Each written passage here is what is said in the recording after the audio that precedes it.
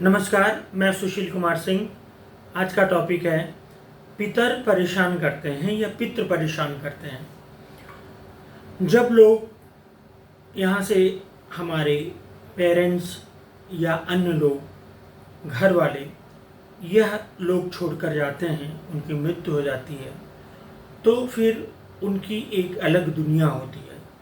इस पर मैं पूरा लंबा चौड़ा बताना चाहता था, आगे बताऊंगा मैं। तो क्या होता है कि जब व्यक्ति अपना शरीर छोड़ता है तो वह वहीं पे अपने शव के पास ही रहता है ज़्यादातर। अब शव के पास रह के खुद को देखता है, अपने परिवार को देखता है, लेकिन आपको जान के आश्चर्य होगा, वह उसी तरह सबको देखता है जैसे एक फिल्म देख रहा हो। उसको उतना ही दुख होगा जितना एक फिल्म में कोई सेंसिटिव सीन आने पे होगा। उसको सब मालूम है कि मैं नहीं मरा हूँ, मैं जिंदा हूँ। यह जो है एक बॉडी थी, चली गई, और उसको बहुत ज़्यादा मोह भी परिवार से नहीं रह जाता। यह भी आप जान लीजिए। संस्कार के समय 13 से 20 दिनों तक वह अवश्य ही अपने घर परिवार में ही रहता है व्यक्ति, वो प्राणी, वह आत्मा घर और परिवार के आसपास ही रहती है। उसके बाद वह उसको ऑप्शन मिलते हैं, चाहे तो यहीं रहे, चाहे तो परलोक में जाए, या कुछ लोग चाह कर भी परलोक में नहीं जा पाते और यहीं पर वो उन बिछड़ घूमते रहते हैं। तो कुछ आत्माएं, जैसा कि उनके परिवार से उनका जिस तरह भी संबंध रहा, कभी कभी वह बहुत तंग करती हैं, अपने ही परिवार को तंग करती हैं। या यूँ मानिए कि कोई खराब आदमी है, सड़क चलते लोगों को ढेर धक्का मार रहा हो या कोई भी कंकड़ मार रहा हो, उसी तरह कुछ आत्माएं भी होती हैं, चाहे वो माता पिता ही क्यों ना हो।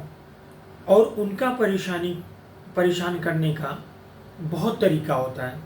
तो सबसे पहले परेशान, अगर उनका श्राद्ध ठीक से नहीं किया गया, दाह संस्कार ठीक से नहीं हुआ और अन्य चीज़ें ठीक से नहीं हुई, या उनको तर्पण श्राद्ध ये सब नहीं मिल रहा है, पिंडदान नहीं मिल रहा है, तो वो परेशान करती है, खूब परेशान करती है। सबसे पहले आपकी प्रॉस्पेरिटी, आपके संबंधता पर असर पड़ेगा, धन पर असर पड़ेगा, विवाह नहीं होंगे लोगों के, और नौकरियां नहीं मिलेंगी, घर में आपस में लोग लड़ाई झगड़े करेंगे। तो समझ लीजिए कि ये संकेत है कि पितर परेशान कर रहे हैं। और कभी कभी अर्धनिद्रा में, सपने में नहीं, अर्धनिद्रा में वो दिखाई भी देंगे, या तो वो दुखी स्थिति में दिखाई देंगे। जब वो दुखी स्थिति में दिखाई देंगे तो समझ जाइए वो आपको परेशान कर रहे हैं। उसके लिए ढेर सारे उपाय हैं, बहुत सारे, लेकिन अमावस्या को सफ़ेद मिठाई या सफ़ेद खीर उनको चढ़ाएं और उसका प्रसाद घर में बांटें। वो घी का दिया, वैसे तो घी का दिया जलाना मैंने पहले भी कहा शुभ है, क्योंकि घी लक्ष्मी होती है। तो घी का दिया उनको जलाएं, सफ़ेद मिठाई का दान करें, सफ़ेद फूल चढ़ाएं। तो ये पितरों की चीज़ों को बहुत सामान्यतया बहुत हल्के तरीके से नहीं लिया जाना चाहिए। पितर बहुत परेशान करते हैं। हर पितर नहीं, कुछ तो बहुत आशीर्वाद भी देते हैं। खासकर जो आत्माएं ऊपर चली जाती हैं, वो सबसे पहले अपने पूर्व के परिवार के, अपने पिता से, अपने दादा से, अपने भाई से, जो भी वहाँ हैं, सब मिल जाते हैं। वहीं पे वो मिलजुल कर रहते हैं और नीचे के अपने परिवार पर ध्यान देते हैं। लेकिन नीचे वाले को वो सीधे संपर्क नहीं कर सकते, और नीचे वालों को तो कुछ मालूम ही नहीं है कि ऊपर क्या है। तो वो वहाँ से काफ़ी मदद करने की कोशिश करते हैं, और कई बार अपनी सारी सीमाओं को तोड़कर भी वो मदद करते हैं। लेकिन ये अच्छी आत्माएं होती हैं, ये मैं इनकी बात बता रहा हूँ। लेकिन जो आत्मा बुरी होगी अगर उनका श्राद्ध तर्पण ठीक से नहीं होगा तो वो निश्चित तौर पर बहुत ही ज़्यादा तंग करती हैं।